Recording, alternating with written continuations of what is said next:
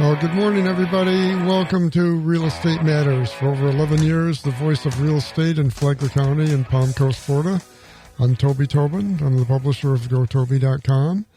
I'm a contributing writer to the Palm Coast Observer, and I'm a Florida licensed realtor with the Landmark Group at Compass.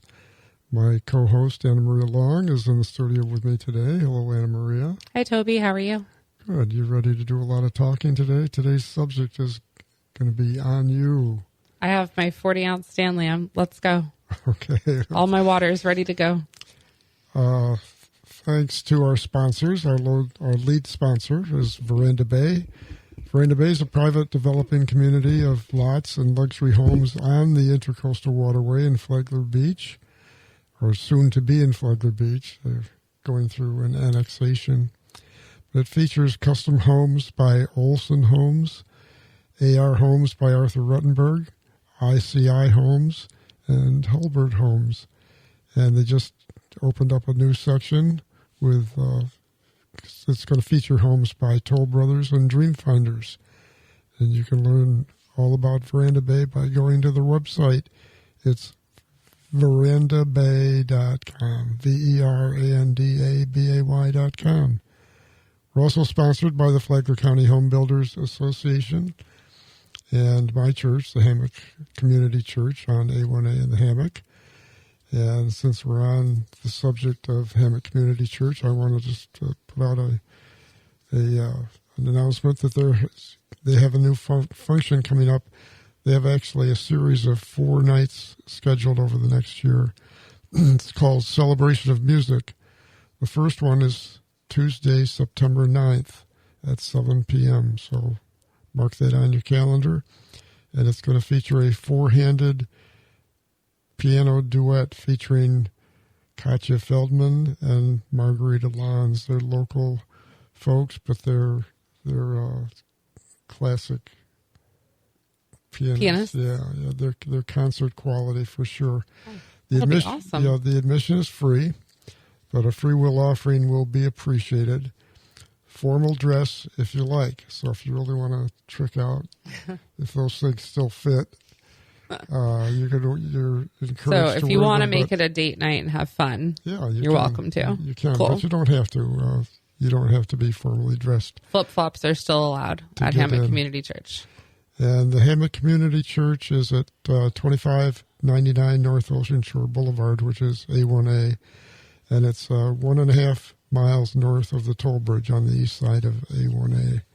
And we hope you'll go there. I mean, I've heard these two play together before, and they're pretty awesome. It sounds really exciting. Yeah. And I'm going to wear a tux. Toby looks good in a tux, I have to say. I've made him bust it out a couple times for events. And he still fits in it. I do. There was a time I didn't.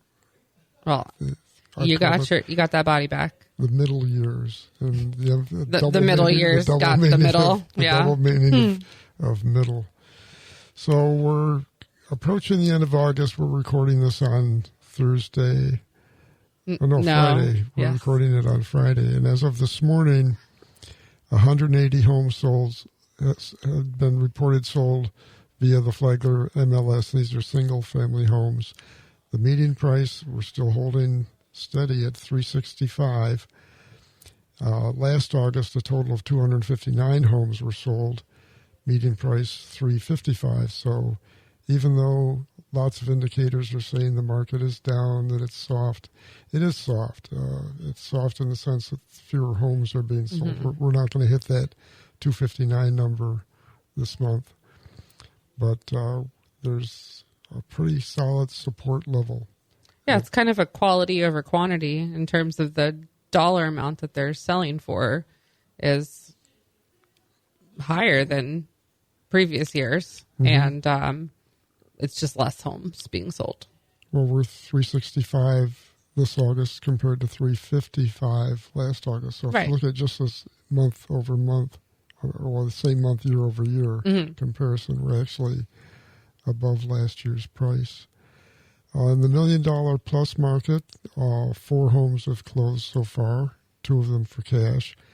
And in the 250 and less market, only 4 homes, but 3 of those are cash. So again, supporting the theory that it's probably investors. Yeah. Still blows my mind how equal those numbers are. The under 250 and the over 1 million. Mm-hmm. They tend to be similar. Month to month, they'll both be a smaller number. Right. Or they'll both be a higher number. A higher number. Yeah. And they'll both be more than 50% cash. Yes. Mm-hmm. But since they're a lower number, that would lead someone to conclude that the middle market is picking up. Mm-hmm. And the middle market is the rest of us. The rest of us. The traditional existing home resale market. Mm-hmm. So homes pending, 334, pretty much where it was a week ago. Homes listed, 1,378, pretty much where it was a week ago. And that's exactly 6.0 months of inventory. And that all the prognosticators use that as a middle number. I mean, that it's a neutral number. It is. Neither a buyer's market nor a seller's market. It's just a soft market. I've heard commentary that for Flagler, it feels high. If like the 6 months of inventory feels like too much. So I think it is really important to state that fact that 6.0 exactly. Well, it was under 6 for so long. Right, which is why it feels... It's like the interest rate feels really high now, but it's not. It's your first home you purchased at... Oh, I don't remember. That was so long ago. You've talked about a mortgage. Oh, no, I talked... Or a mortgage that you had. A more recent mortgage. Okay. In about 1990. And it was at 13%. It was 13%. I remember something. 13%. And it was an adjustable rate mortgage that went up to 17%. Yikes. And for 3 years. So, that doesn't make 6 or 7% sound terrible at all. Mm-hmm. No. But those years, I actually had to, at my accountant's advice, I had to attach a letter to my tax return explaining why my mortgage interest deduction was more than half my income. Because it's not supposed to be. No.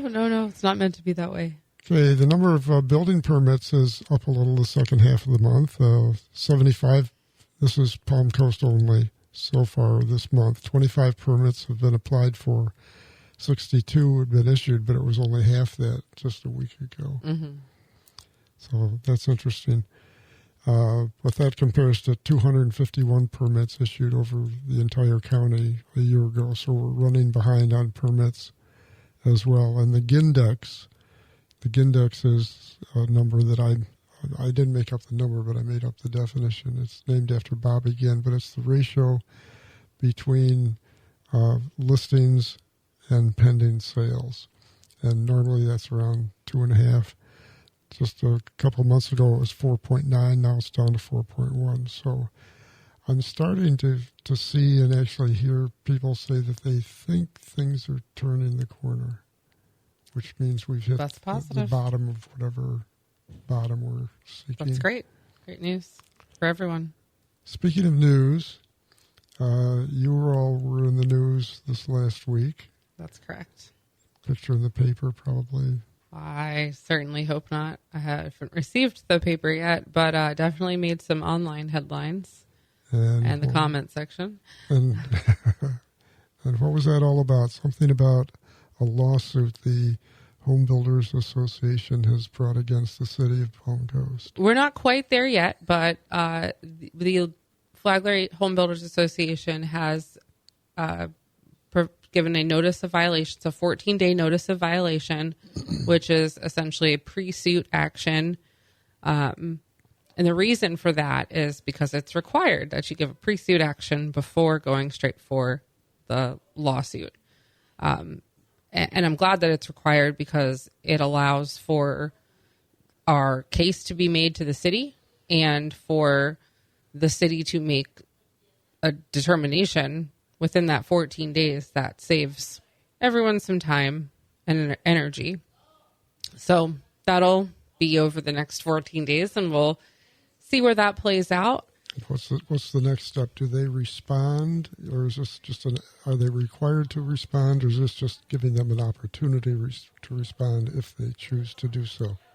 Yeah, they can respond, and if they choose not to, or if they respond and say no to our request, then then we would have to move forward with an actual lawsuit, which we're hopeful we won't have to do. Mm-hmm. And then, of course, the next question is, why would you sue the city? Took the words right out of my mouth. I know. It seems really important to get to that pretty quickly. So we've talked so much about impact fees. They're obviously my favorite topic. Back in June, the city passed 3 ordinances for 3 impact fees, which were for fire, parks and recreation, and transportation. And the Home Builders Association and myself personally were very adamant and loud about the fact that we believed that these studies were in violation of the law. I believe the term I used at the podium several times was this is illegal? Here we are. And they are, the study was bad. It had bad data. All studies, all the 3 of them, they had bad data. They gave bad advice to city council. And the further we delved into the studies after the ordinances were adopted, the more we found. Okay, but let's jump back a little bit and review those 3 ordinances.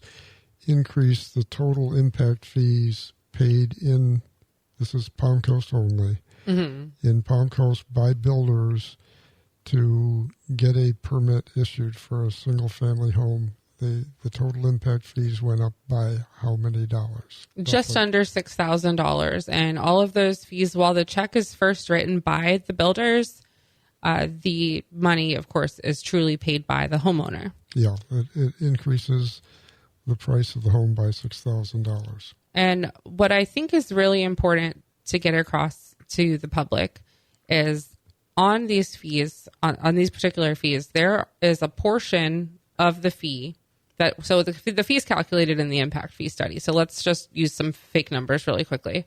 Not the fake numbers in the ordinances, but just fake numbers for talking purposes. So let's say they make the fee, or let's say they determine that we need $100 for Parks and Rec. Well, $51 is going to come from impact fees, and $49 is going to come from residents. So there's going to be a portion that comes from both sides. Mm-hmm. And I wanted to talk a little bit more about that after the break. Okay, don't go away, folks. We'll be right back. She's loaded for bear.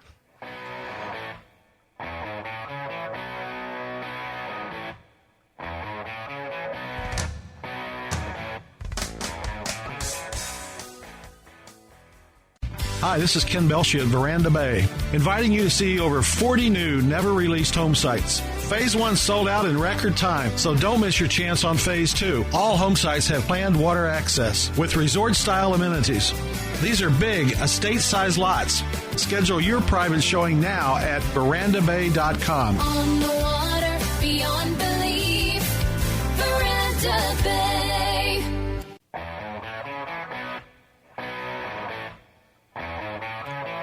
Well, welcome back to the second half of Real Estate Matters. Thanks for staying with us. I'm in the studio with Anna Maria Long. We want to thank our sponsor, our prime sponsor, Veranda Bay, for helping support our show. Anna Maria was talking about the potential lawsuit, the filings made by the Home Builders Association against the city of Palm Coast. And I'll pretty much let her run with that story because she knows a lot more about it than I do. More than I ever wanted to know. Right. So what I really want to tell the public and all the taxpayers in Palm Coast, essentially all residents, is that when you have these impact fees, there's a portion, and there's different percentages for each one. So just for again, round numbers, if we determine that $100 needs to be spent in totality for parks and recreation, obviously this is a pretend number. As a result of building one more single family home. No, I'm just using $100 for in totality. Yeah. Okay. Of up till 2035, just to make it easy. Mm-hmm. Okay. And then I believe the breakout on Parks and Rec actually is 51% and 49%. I could be off by a little bit, but the overall idea here is the same. There's a portion paid by new construction and there's a portion paid by existing residents.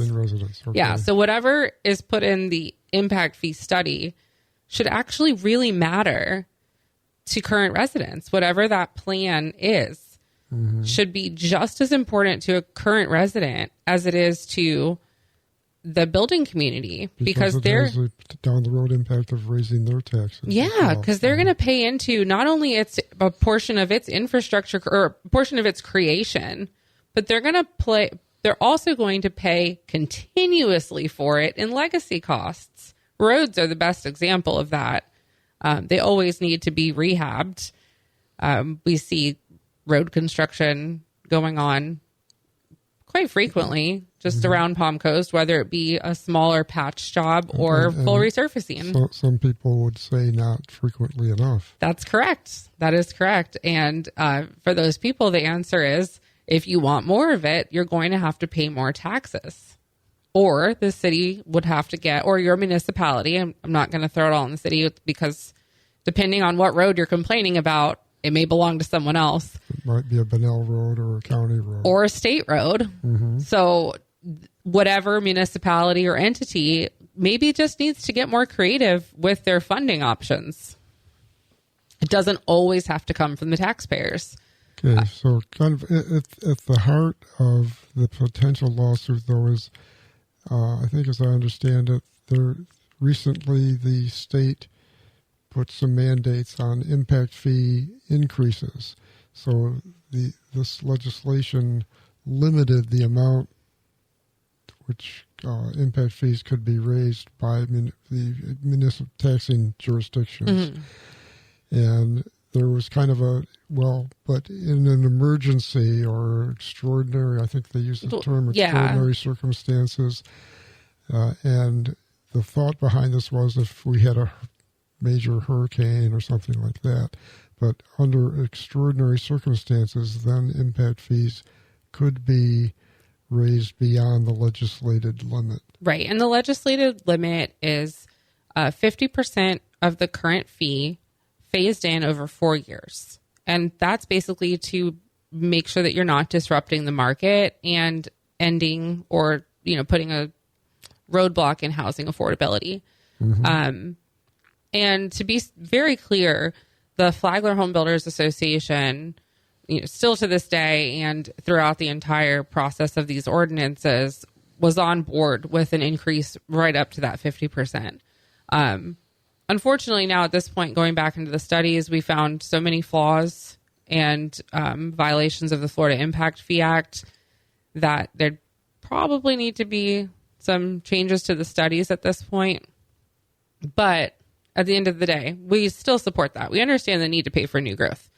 That's not lost on us. Impact fees are not new to Palm Coast. They have been applied and paid since 2002. That's when the first impact fee was initiated in Palm Coast. So if you live in a house that was built between 1977 and 2001, you never paid an impact fee. Little fun fact. Mm-hmm. So when you're pointing fingers, just keep that in mind. And from 2002 on, you began paying impact fees at obviously a much lower rate. As of October 1, if these fees go into effect, the impact fees plus the increased utility connection fees will be just under $32,000 for a 2,000 square foot home. Pretty much it's all single-family homes. I know some of this, there's a little scale on it would be a fees, but it's very insignificant difference. Yeah, basically the $1 million house pays the same impact fees for, within dollars of the $200,000 home. One of the fees they have scaled for by square footage. Mm-hmm. But you can't build anything smaller than like $1,250, I believe it is, in Palm Coast. So $1,200. Yeah, plus an attached two-car garage. Two-car garage, which there's your cost right there. That's a whole other show. It is. It really is. So what are we waiting for next? We're waiting for the city to analyze. Yeah, definitely. We're waiting on the city to take a look at the notice of violation. That's going to include the city attorney and I would assume the firm that he's with, not just him, and city council, and some deliberation there. I'm not sure precisely what the process is on their end, but there are obviously multiple people involved, so it's going to be a bit. And, we're looking at 14 days, well, I guess 12 days short of weekends now. We're recording on Friday. We delivered the notice on Wednesday. Okay, so I know you follow social media a little more closely than I do. Basically gotten off of it now, but yeah. But and I'm sure social media has blown up on this issue. What are they saying generally, and are they right or are they wrong? Social media is quite negative about the lawsuit, and I will not say that they're right or wrong, because I do believe they are not yet informed. I hope that people choose to become informed, because what I read normally on social media, what I hear our fellow residents saying in city council meetings, is that they want accountability, transparency, and honesty from the city, that they want the city to follow laws, to follow state statutes, to play by the rules. And that's exactly what we're asking for. So at the end of the day, whether you're pro-development or anti-development, we're asking for the same thing of the city that I will venture to say that most residents also want. Well, we'll see how this plays out. We'll probably be able to do another show in a couple of weeks. It could be a series. No, truthfully, I hope not. And I do want to state that the impact fee consultants failed the city in an abhorrent way. The city council they can only be advised by the fee studies that they're given. They pay a significant amount of money, and they are led to believe they can trust them. Well, when you look at the role, I mean, governments do this all the time. They get consultants in to tell them, then it kind of insulates them from the ultimate decision. They just say, it does. We're just we spent a lot of money on this study, and we're going to go by what the study says. But the reality of the impact fee arena is that the consultants that do impact fee studies don't get hired again if they recommend a reduction in impact fees. That's true, but they also didn't need to recommend a reduction. They simply could have done a better job at the research and followed the law. Yeah, use real numbers. Yeah, and advised better in other terms of things. So, yeah, I agree, but also they still could have done right by the city and ultimately done right by the taxpayers. So you would put this consultant down as a do not rehire. There's two consultants, and I would put them down as a do not rehire for any municipality. Absolutely. Okay, well, we've run out of time, and this is only 2 pages of notes this week. This is a first in 11 years of the show. Yeah, there's a lot of room between those 2 years that you have there. Just to wrap up, if you've got a question or a suggestion for our show, reach out to me. You can reach me at 386-931-7124, or you can email me at Toby, that's Toby, Toby@gotoby.com. Always look forward to hearing from you. This is the end of the show. Come back again next week. We'll be here with another interesting topic. I'm Toby Tobin, and I approve this show.